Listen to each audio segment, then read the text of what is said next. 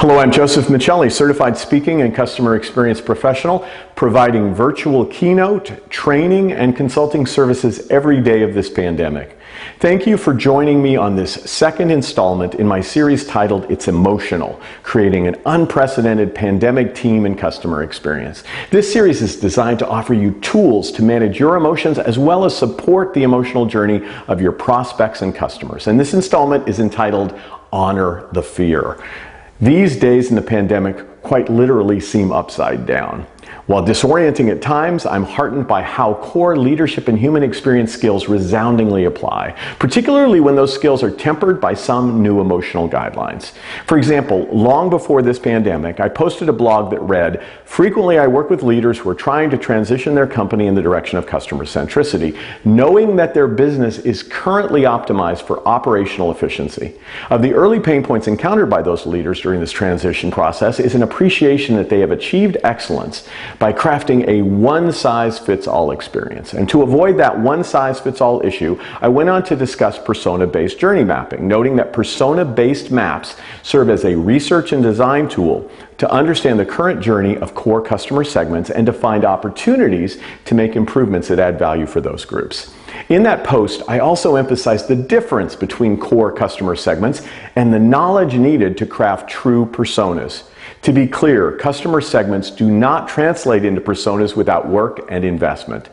I suggested that typically to build a persona, you need to conduct a deep dive inquiry with a representative sample of individuals from the demographic segment so that you can understand their psychographics. I exemplified psychographics in the context of lifestyle preferences, purchase drivers, media consumption, and an average day in the life of a segment, as well as fears, aspirations, values, etc. During the pre-COVID information sharing, I noted that armed with rich knowledge, the segment can be humanized with a name and a backstory. We refer to that as a persona. So that was pre-COVID-19, and I'm convinced every word of that applies today, but here's the qualifier. In past persona creation, I often gave moderate attention to consumer fears when looking at psychographic variables. These days, I am helping my clients craft personas based predominantly on fear levels of customers.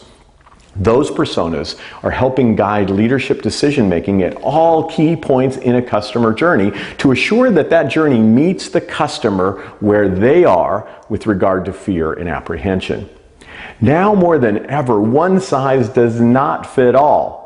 For the sake of example, let's create two personas differentiated heavily on the dimension of psychological safety. Let's assume persona number one is Bob. Now, Bob is 67, married, and retired with preferred news consumption coming from CNN. Bob has an underlying lung condition, and in a pre-COVID-19 world, Bob's segment represented about 40% of your business. During the bulk of the pandemic, Bob and his wife have been homebound. They have a high need for psychological and physical safety at this time, but are considering re-engaging your business if they perceive the risk of doing business with you is minimal. Now let's meet Susan, age 38, a married mother of two. She'll be returning to work in an office soon, and she and her husband are considering summer camps for their children. She and her husband also get the bulk of their information from Fox News. And before the pandemic, Susan's segment contributed approximately 45% of your company's business. In my scenario, collectively, Bob and Susan constitute 85% of your business, yet they have very different emotional needs and decision drivers.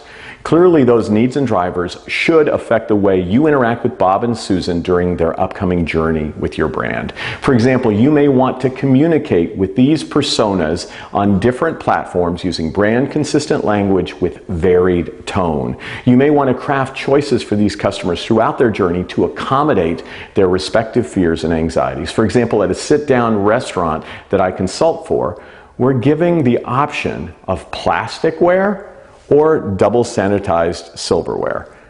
How are you creating experiences for both your team members and your customers consistent with the psycho-emotional driver of fear?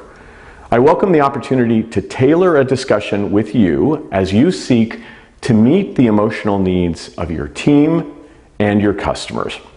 As such, Take your pick of your desired form of follow-up contact when you reach out to me at josephmichelli.com/contact.